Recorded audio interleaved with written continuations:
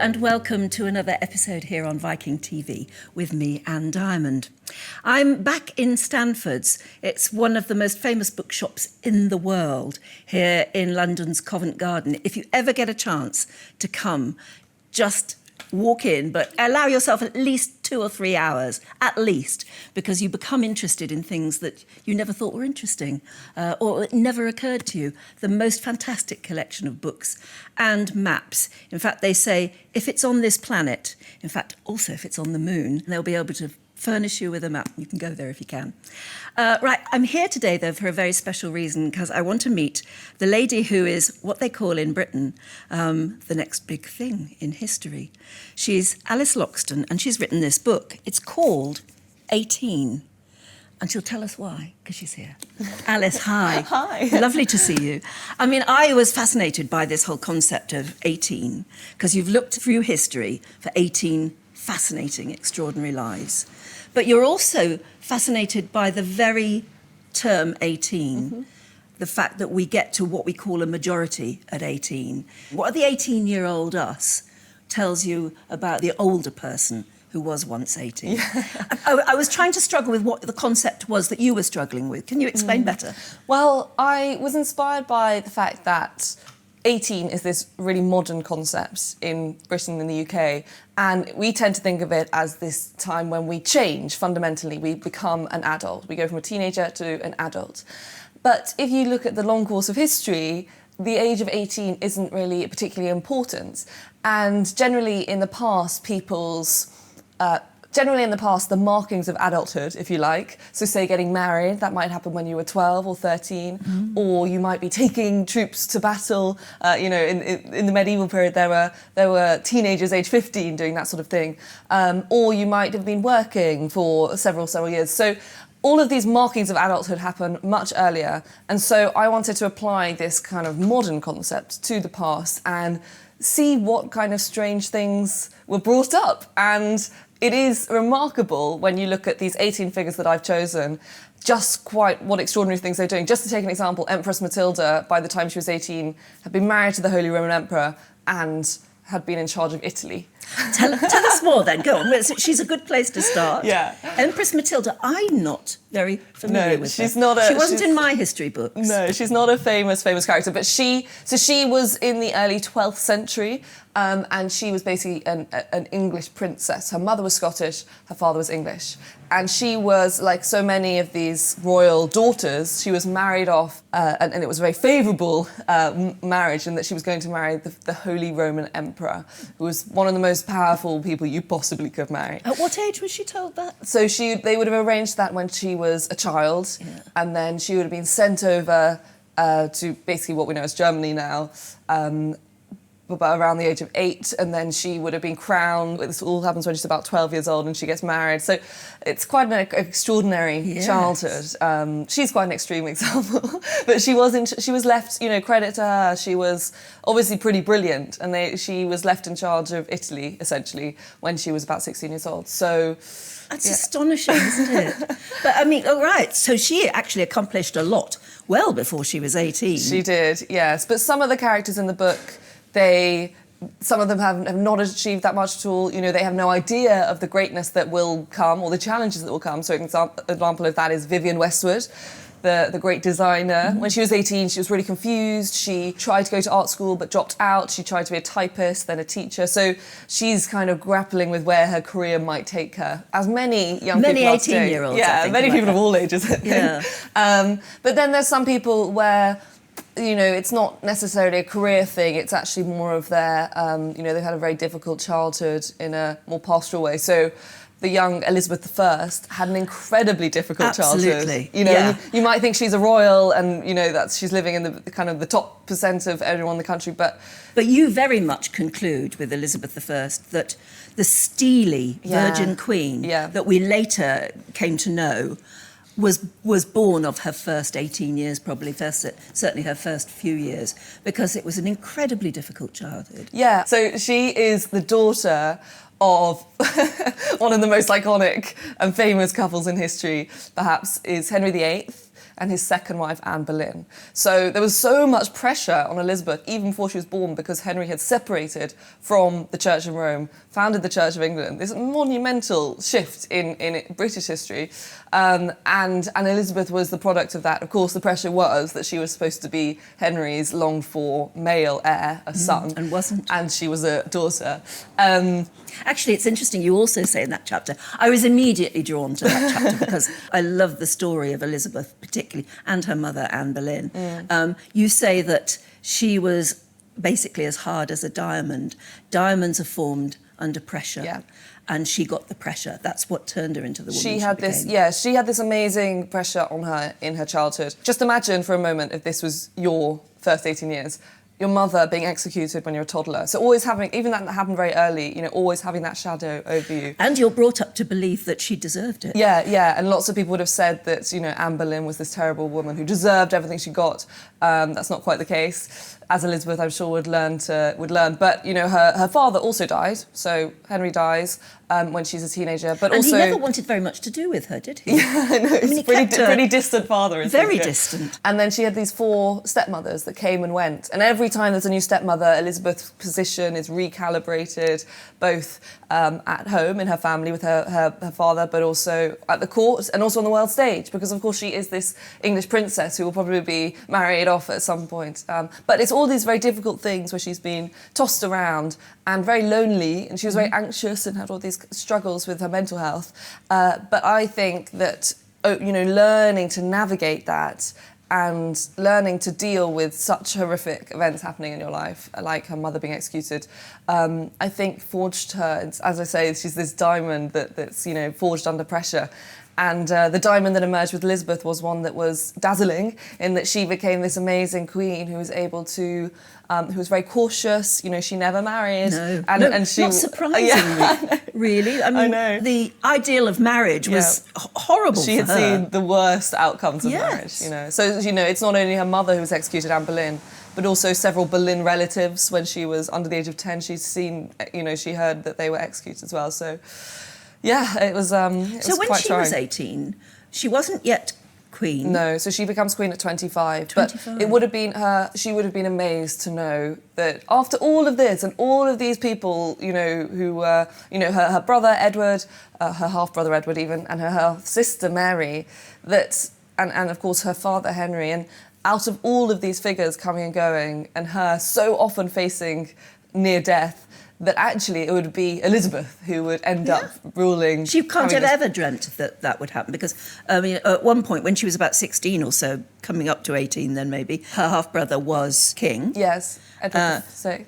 And who knew that he was going to die? Yeah. And then Mary took the throne, and who knew that she would die? Yeah. But they both did. Yeah. Well, that's the remarkable thing about history, and that's what makes stories so timeless, I think, is that it's all based on humans.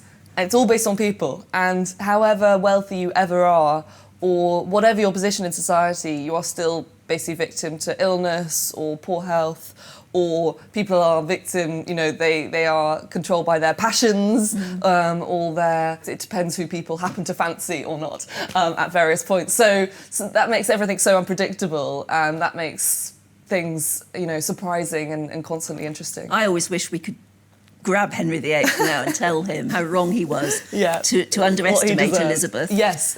And to long for a son, which in the end never happened properly for him. Yeah. And that yet Elizabeth, the little girl that he really didn't much pay much want, attention, she turned out to be one of the very, very best in the whole of history. I know. Still on the Tudors. Yeah. You tell us the story of a young man who I'd never heard of. Jacques Francis. Yes, please tell us the story. Oh yeah, he's a wonderful figure, and he's interesting because he's an almost contemporary of Elizabeth I. So you have to imagine these 2 teenagers being in England kind of at the same time, and their lives being so completely different. Whilst Elizabeth's in Hatfield House, Jacques Francis is this young man who was born, we don't know that much about his early life, but he was born on the west coast of Africa, so on an island there, we think, and his people were amazing swimmers, so they were amazing free divers. So he's a black African. Yeah. And he came to live in England, but there were a lot of people who did. Yeah, it's more than probably people perceive. And we don't know how he arrived in England, but probably if you kind of trace the patterns of history, he might have been taken forcibly by the Portuguese. And then we think he might have ended up in Venice, because then he's being employed by a Venetian in Southampton.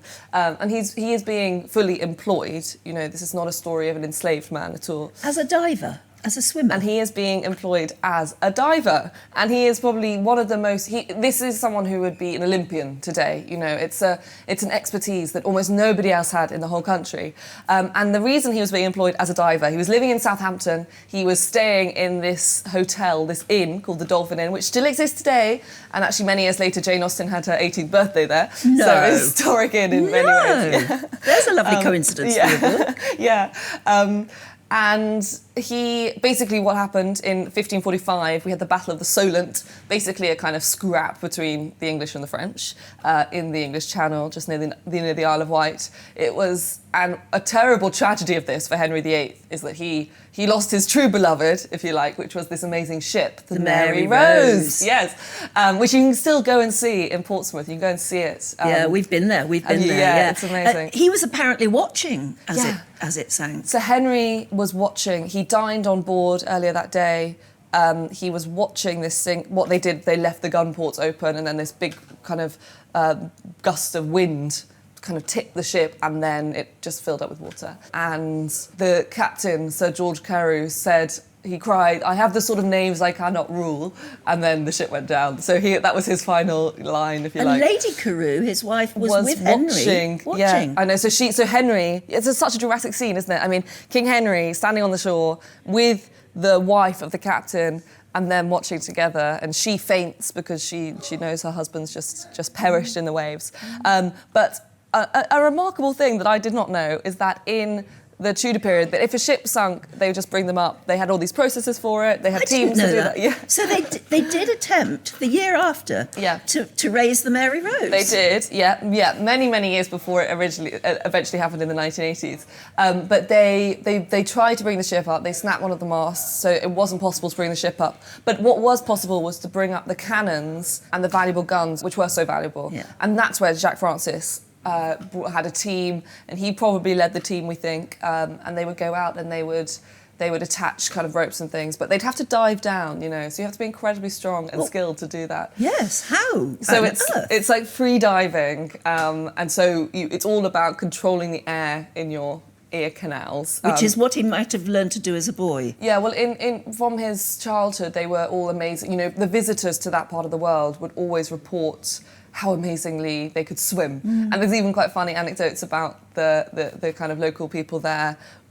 When there's Europeans that visit, they kind of like, because they're so good at diving, they can like steal things from the ships, and the Europeans can't do anything about it because they're just such strong swimmers, and you know you just can't stop them. So they were obviously these amazing natural free diving and swimming people, but in Tudor times they wouldn't have even had helmets. No. So it is literally him just going down on his as he is to the seabed. Yeah, but it would have been about 12 meters down. Yeah.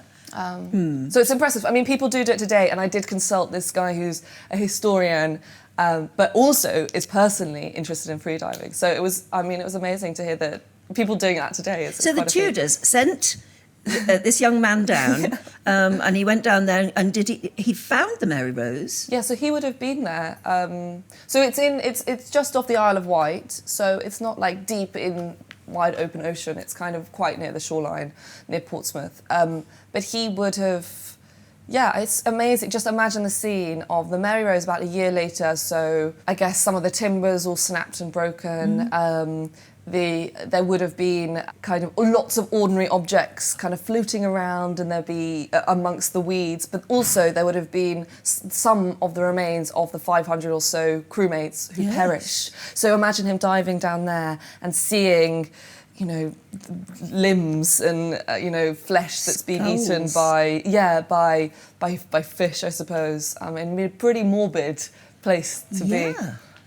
But because he was able to do that, they did bring up some of the canons. Yes, they brought up some of the canons. But then, of course, the great recovery of the Mary Rose happened in the 1980s. Yeah. That's the famous one. So I would highly recommend anyone who's ever in Portsmouth to go and see it, because they brought up this amazing ship. And you can go and see, so many things, like the skeletons of some of the actual crewmates, the skeleton of the dog, Hatch, is still on display. But all of these objects from the Tudor period, I mean, they sort of talk about it as a kind of discovery akin to King Tutankhamun in English history. Very similar, isn't it? I mean, it's little things like combs, and it's the barber's kit, and the skin sandals, because some things obviously rot away, but other things don't in the silt. It's amazing. Yeah, so it was the silt, wasn't it? It's because it was half buried in the silt that these things were preserved. And of course, next door to Mary Rose is another amazing ship, HMS Victory. Yes. And that's where Nelson died at the Battle of Trafalgar. Now, you also talk about Nelson, which again, it's interesting you're looking at 18-year-olds, or you're looking around that time, because very often you hear of somebody very famous who makes their mark as an adult, but very little is written of their backstory, their childhood. Yeah, and I think what often happens is that because we know that they're famous, so take Nelson, we know that he becomes this hero, but then we have this benefit of hindsight, so we see their childhood and their early years through that lens of thinking it was inevitable. Of course, nothing is ever inevitable, so you always have to remind yourself about that, and Elizabeth I is a good example. But Nelson had an amazing childhood and teenage years, as many young boys did. It was this common thing that if you were going to join the Navy, you might join at the age of 12. Yes. So this is in the 18th century, in the Georgian period. King George III's on the throne. And he joins the Navy at the age of 12. So by the age of 18, he has gone on some pretty amazing expeditions. One to the kind of Caribbean area, so he's crossed the Atlantic, and then he goes up to the Arctic, and they are trying to find this passage through the Arctic. The ship gets stuck in the ice, a bit like Shackleton faced many years later. It did kind of break free, but the ship got stuck in the ice. They faced polar bears. There's this story about him fighting polar bears. Whether that's true, it might be a kind of exaggeration, I think. But there were definitely stories of the crew encountering the creatures of the Arctic. Polar bears, the walruses. And then he comes back, and then he's always writing how he has this massive thirst for adventure, thirst to see the most distant ports in the world, as I'm sure many Viking explorers and travellers have the same interest. But then he goes all the way around the kind of, near India and that part of the world, and almost succumbs to malaria. So that's very dramatic.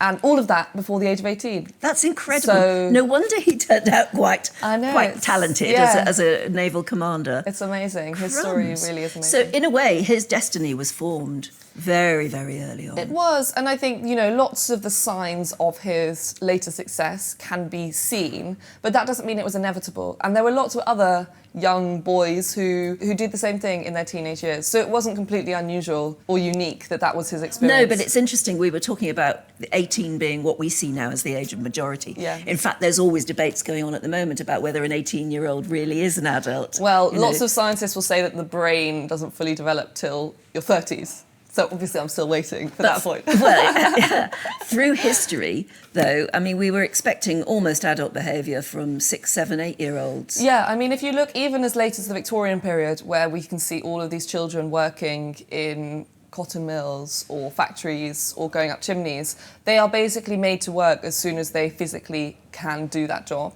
Because they're the source of income for the family? Because they're the source of income, because they also don't really have this concept of you need to spend your childhood or your teenage years in this space of education, and that's not possible because of financial demands. But it's interesting because it's only as we create this kind of schooling, and it starts at, you can leave school quite early, and then that age of leaving school gets larger over time until eventually it's until you're 16. And then what that means is that there's this weird group of kind of children or adolescents who have all the capability and energy of an adult, a young adult, but aren't actually required to work.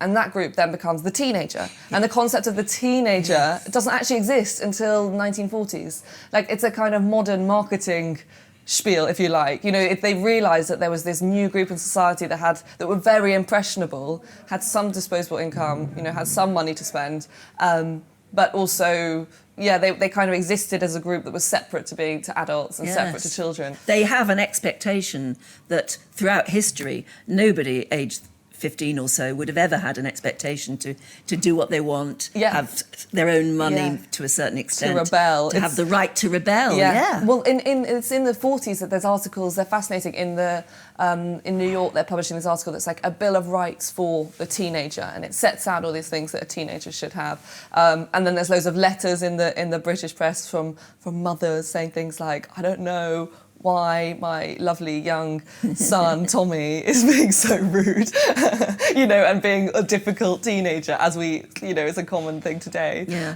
In Victorian times, he would have been up a chimney cleaning soot, wouldn't he? Yeah.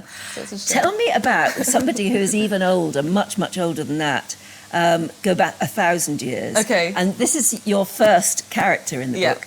The guy we all know as the Venerable Bede. Yes. But you picture him from the start of the book as just this young man sent to a monastery at a particularly awful time. Yeah. Well, the Venerable Bede is this figure from distant English history. If anyone's ever been to Durham Cathedral, then you'll see his shrine. So he's this really ancient figure. He's called the Venerable Bede, and I think that's a kind of funny title that everyone, it kind of, you know, it really emphasises that he's this figure from a bygone age. And we often imagine him as, I think I would picture him as this kind of older guy, maybe with a big beard. Yeah, dusty old cleric. Working away in the scriptorium with a little candle or something like that. But of course, he was once upon a time young and a child and a teenager, and I just really wanted to include him to get that across. And his young life is remarkable. First, so he's born in Northumberland. He is sent to join this monastery at the age of 7. You think he's born to quite a well-heeled family? So we don't really know who his family are at all, but historians have come to the conclusion that it might be a wealthy family, because the name Bede is... it was a name that was also used by kings at the time. Oh. So it's like if you gave your child the name Augustus or Fitzwilliam, people might associate that with a kind of, you know, it's quite a smart. So why would they name. send him away to a monastery? So it's an amazing thing that people did. So that was at the age of 7. Think about a little 7-year-old boy being sent to this monastery. So already he's been sent to join this other family. It was just something they did. It seems a good career, if you like. It's a pretty good deal in a monastery. I suppose it's a bit like sending your youngster away to a very posh boarding school. Perhaps, yes, it is something like that. And monasteries at the time, we think of them as these weird, old-fashioned, maybe dusty things, but they were the brand new tech companies of the day, if you like. These were new, they were new and they were being built when Bede was there. So this was the kind of thing that all the money was being pumped into. Like the kings of the time were building the monasteries. So you have to imagine it as this modern and exciting thing. And there were all sorts of thrilling things like stained glass that come over from France, you know. So it's like a very cool thing to be part of. Yeah, and good food, I presume. And good food. Because we know that they grew their own food or farmed their own food. Lots of beer, ale or whatever. A fairly good life, I suppose. It's a good life, exactly. So that's why it might have been a favourable thing to be sent to. But the extraordinary thing about Bede's childhood is that when the monastery, when he is about the age of 12, a terrible plague visits the monastery. And everyone in the monastery, apart from Bede and one of his teachers, perishes. Yeah, and you point out that it's a maths teacher. Well, that's what it's like, you know. How awful it must have been for him to think, oh gosh, the only survivors are me and the maths teacher. Well, it's like, the thing is, historians will often write about that as a kind of, because we have basically one sentence that tells us that is what happened, and so they'll only give it that amount of space. But of course, that's a remarkable thing. I mean, imagine he'd have had to see all of these people die in a pretty brutal way, and then probably had to carry their bodies out and deal with it himself. So, yes, I mean, you paint the scene. Yeah. In fact, you say it's worthy of a Spielberg movie. It is, yeah, I can see it. As a young lad in the monastery, he would have had to probably drag the latest dead out and bury them. Yeah, as a 12-year-old boy. And then he's at the end thinking, hang on, why am I the one that's here? And maybe I'll be next. But he does survive, and they rebuild the monastery. And then, isn't it remarkable that Bede spends the rest of his life being completely prolific, writing all these books? So he's known as the father of English history because he wrote all these books. So we basically understand the origins of the English people through Bede. Because of Bede, that's Because why of he's Bede. so famous. Yeah, so but he never leaves the monastery. You know, lots of the other kind of bishops who were there or figures who were there, they might have travelled around the country, even travelled to Rome. Bede never leaves. And I think when you look at those early years of maybe this sense of destiny or this sense of not wasting a moment, you know, seize every moment, carpe diem, that sort of thing, that and because of the plague, perhaps that's why he was so prolific. So he just sat and wrote. He had to prepare the parchment himself. Okay, well, this is the other thing that when you're writing a book in the Anglo-Saxon period, this is not just a matter of writing a book.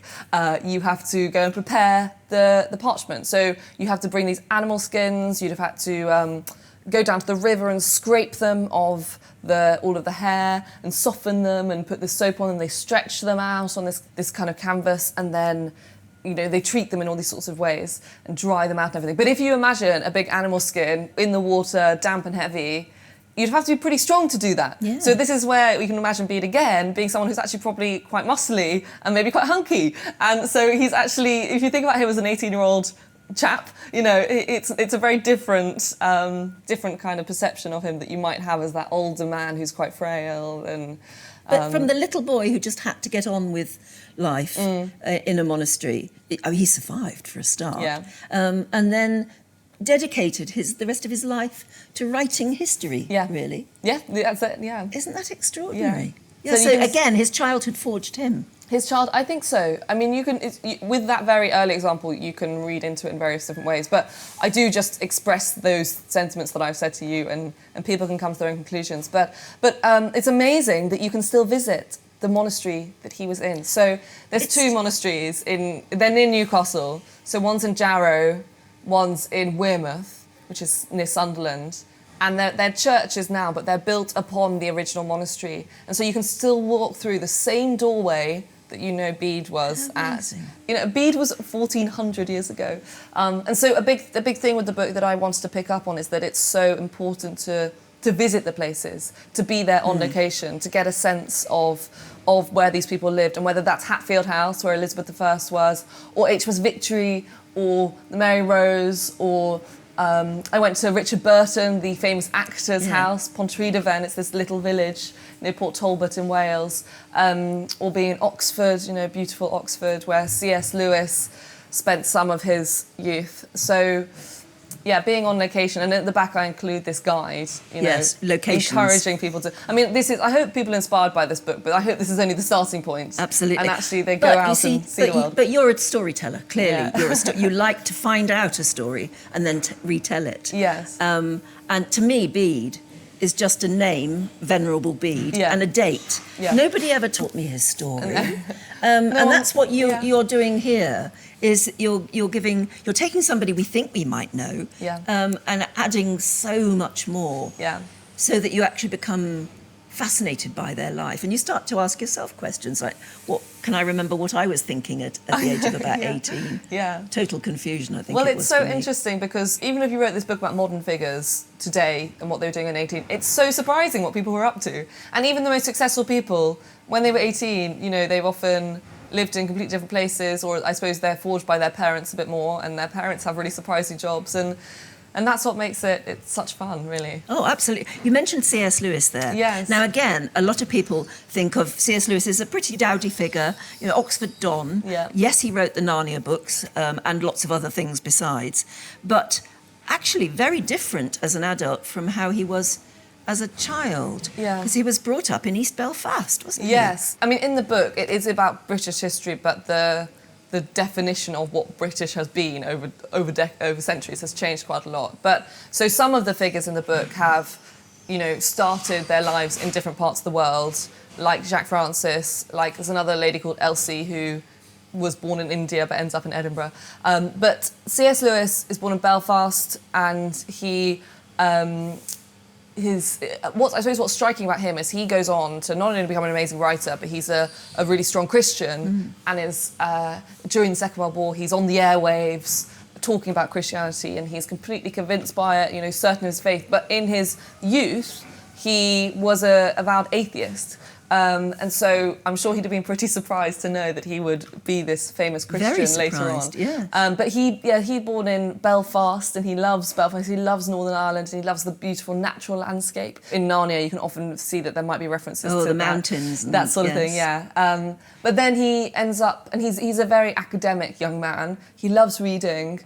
Of course, his education was interrupted by World War One. Yeah, so he arrives at Oxford, 1917, and this young man who was supposed to enjoy the joys of Oxford, you know, studying in the libraries and debating runes, he actually is, you know, because of the First World War happening, he trains up with the Officer Training Corps. Whilst I think this is a good example that lots of us might be great, you know, just head off to university today or school. Well, teens of the past didn't have that luxury, and he was sent over to the trenches and faced the horrors of the trenches. And as anyone, it's a horrific thing to go through. But he arrived there on his 19th birthday, and he writes so vividly about the things that he sees. You know, he talks about people's bodies kind of just falling out of them, you know, when they're injured and things, or the people's faces freezing in that moment of death. You know, these really, really horrific things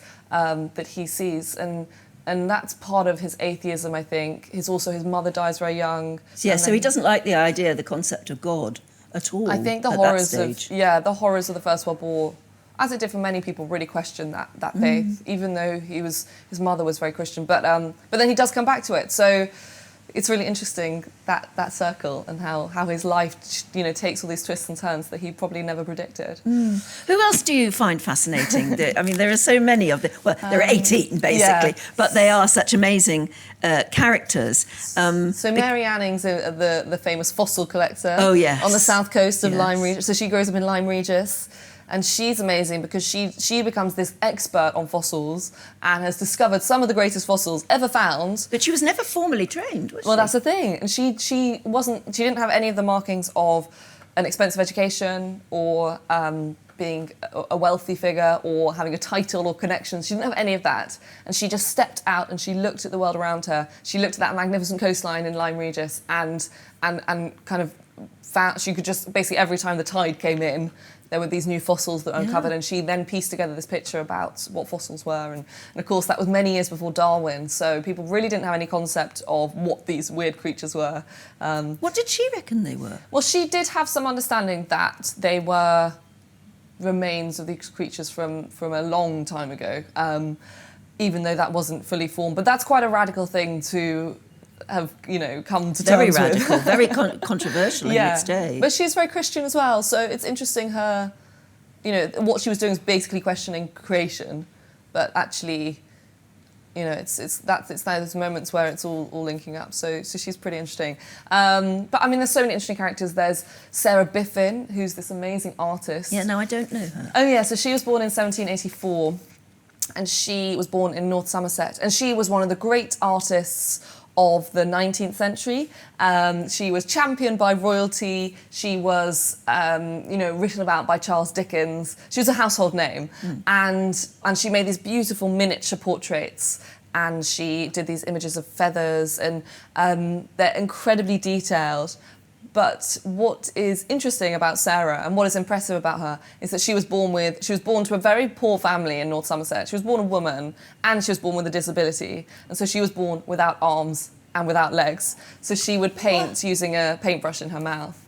So, oh my goodness! Yeah, I haven't got to her chapter I know, yet. Yeah, so she's a pretty extraordinary figure. I mean, it's not her disability that's not necessarily the interesting bit for me. The interesting bit is her determination. That despite all of those things, she would determine to overcome every obstacle. Any obstacle was not big enough for Sarah. So she's got a real spirit, and I think that's a pretty inspiring story. Yeah, brilliant story. Yeah. The other interesting thing is that you link these characters, when you tell their story, you link them with a little mini chapter, supposing that they all were at a party together, Yes. all of these amazing characters. Yes. Well, I find it difficult with historic figures who are real people, I sometimes find it difficult to imagine that they are actually real. They were real. And you often think about people like Henry VIII and Anne Boleyn, and we've heard their tales so often. It almost seems like they are just fictive characters in an old tale. Yeah. And I think that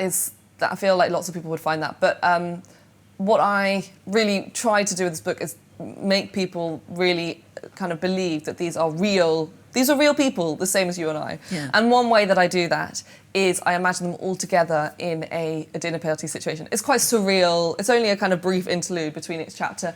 But I think what it does do is it makes it really immediate. So it says things like, Nelson, or as he was known as Horace, he was known as Horace. Yeah, his real name was Horace. Yeah. Horace passed the bottle of wine, things like that. That it's in the present tense, it's immediate, and these people actually talk to each other, and it's a kind of a bit of fun in some ways. But actually, I think if you do it with any character from history, pick anyone, and imagine them talking to another character from history, you suddenly are forced to think about them in a different way. Like, how would Empress Matilda talk? Like, I've never really thought about that until you have to write it down and say, this is how she would say something else to Geoffrey Chaucer. Or, what would she think of Mary Anning? What would she make of C.S. Lewis?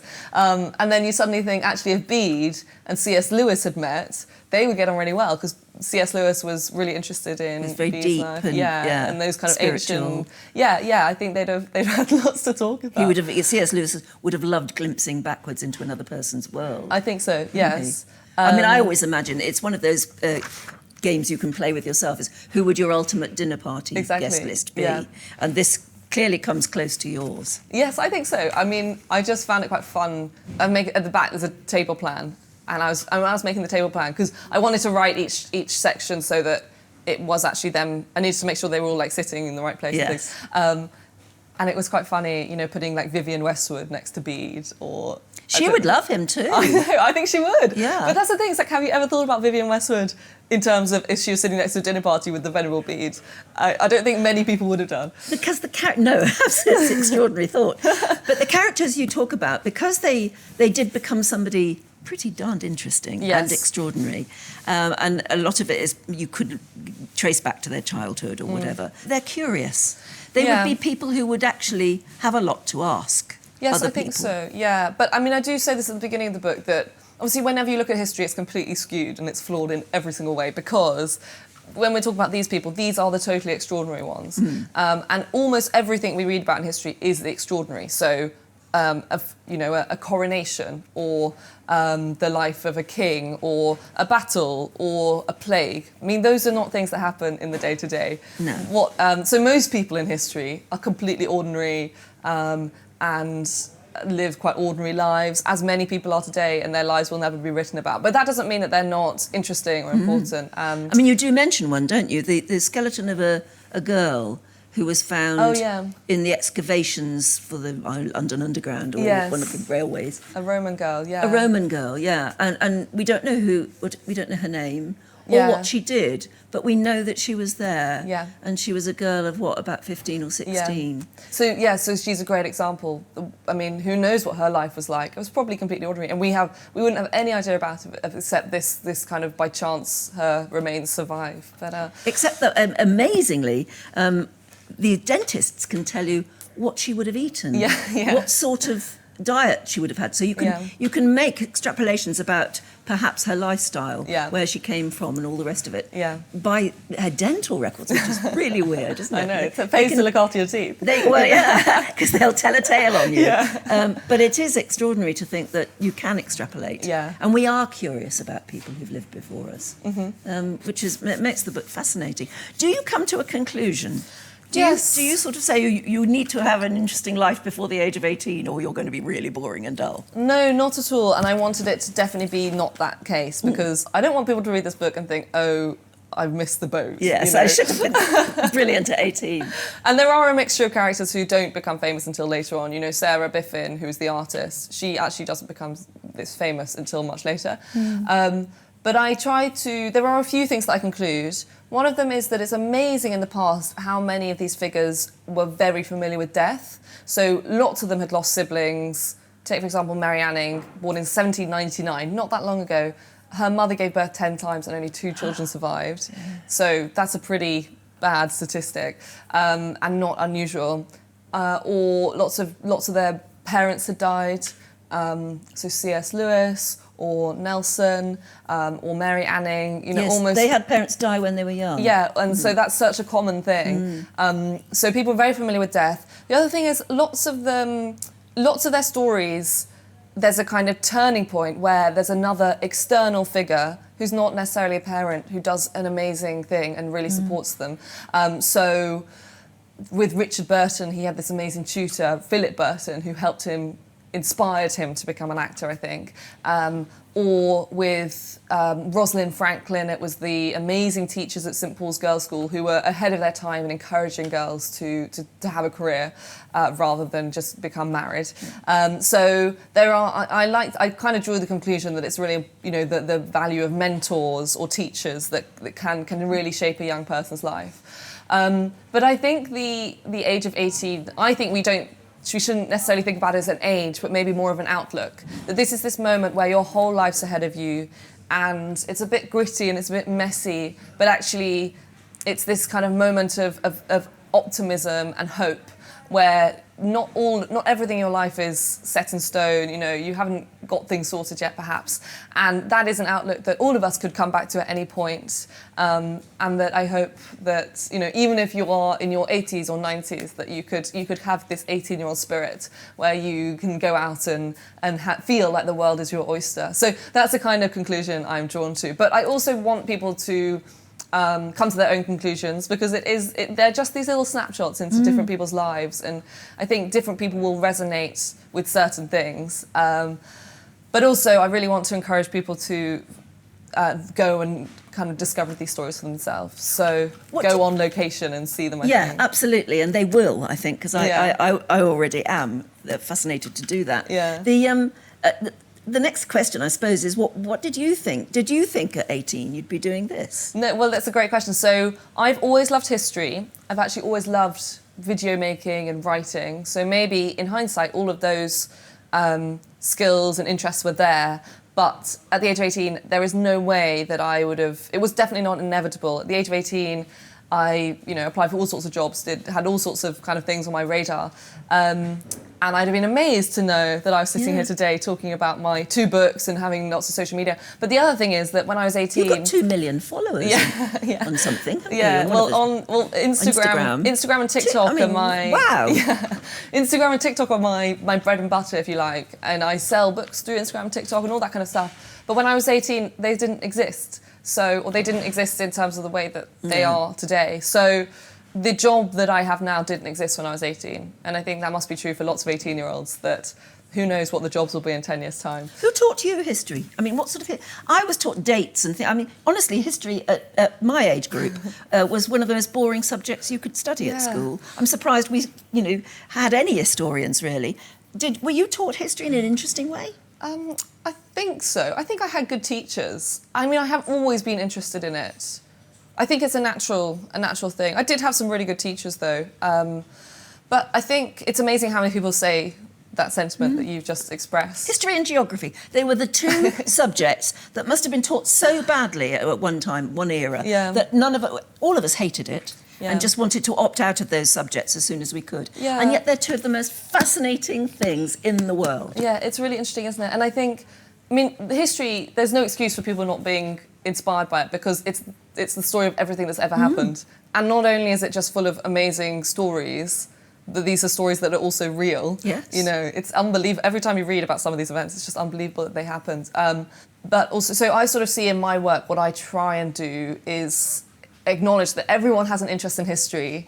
They do, whether they know it or not, and you just got to help people find the hook. Yes. And if that hook is watching a TV drama or whatever, whatever it is, it then makes you one step closer to finding out more, to maybe reading a book, asking questions. Being curious about the past. Talking of history and geography, yes, you've just been on a Viking cruise. I have. To Egypt. I have, yes. How did that go? It was amazing. You've never been before? I've never been before, and I've always read about Egypt when I was younger.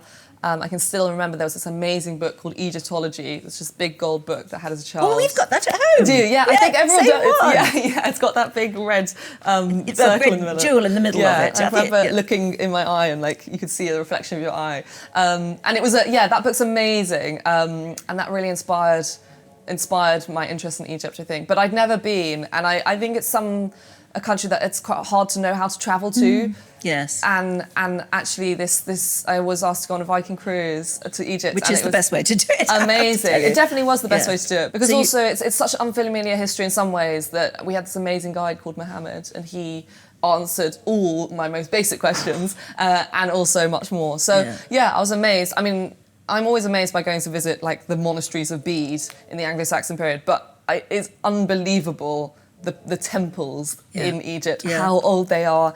There's the temple of Dendara, and that is so vivid. The colouring in that is so vivid, and it's thousands and thousands of years old. And the colours are still prime, aren't they? It's amazing. Brilliant. Did you go to the pyramids? We went to the pyramids, which is really surreal because you're so familiar with them. One of those pinch me moments. And I love with the pyramids that you can, when we're driving around Cairo, you get these glimpses of them in the distance. The pyramids are amazing. And the other thing about Cairo that was so we went to Cairo and then we flew down to Luxor and then we had the cruise there. But Cairo, we went to the Coptic quarter, and you could see these ancient churches and these kind of that gave this real sense of these ancient cities, and I love civilization upon civilization upon civilization. It was amazing. Layers of them. Yeah, it was amazing. And do you know what? It's one of those things where I've since going there, and it's all a bit overwhelming when you're there because it is so amazing, all the things you're seeing. But since going there, I've read up on it a lot more, and I think it's one of those things that, as I said, you have to go back. You have to go back, and you almost develop your interests over time. It's kind of set me on this path of being inspired and interested in Egypt again. So I'm very grateful for that. It was a really wonderful experience. I went with a friend, so that was nice. And now we can, we reminisce about it and talk about it. I can see that you're planning to go back. That's what happened to me. Yeah. You fall in love with it, and you get more and more curious. And you want to see more and more. Yeah. And you want to see some things again, but you have to drink them in almost, don't you? Yes, I think so. And obviously the big challenge with Egypt is it's so hot. So sometimes you're just trying to stay. Well, you're back in nice rainy, cold, damp England. I know. Now. Well, it seems much more appealing now. What is your next project? Oh, that's a good question. Well, I think I'm going to go. I don't know, but I think I am going to do a big walk. I'm going on this walk. It's actually probably going to be a kind of travel book. It might be more categorised as a travel book, I think, but a walk through England, through the countryside, and a kind of telling this tale it's this old walk. No one knows about it, but well, nobody knows about it yet. No, okay. I don't know. Maybe that won't be it. But I've got this kind of urge to write a walking book, a travel book. Because I think when you're travelling, it's just so hilarious. It's a really good way to bring history to life because of all the random things that happen. Yeah. When you're walking or you're just travelling around and there's some surprising anecdote or character turns up for a few seconds. Well, you learn something new every day, don't you, from people just around you. Yeah, and things go wrong and, you forget you leave something behind and then, it's a whole new chapter that happens. So, I think that would be exciting. But well, when you come back from that project, there are lots of maps here, by the way. Yes, I know. You could get hold of to help you on your way. But when you come back from that project and you've got it all ready to go, come and tell us about it. Okay, that'd be wonderful. Well, thank you so much for having me on. Thank you so much. Absolutely brilliant. Thank you. And I look forward to reading the unread chapters at the moment in my copy. Thank you very much. Thank you. So there you have it, another episode here on Viking TV with Alice Loxton. There'll be a button around this page somewhere that you can press and probably get yourself a copy of 18. Until I see you again. Bye-bye.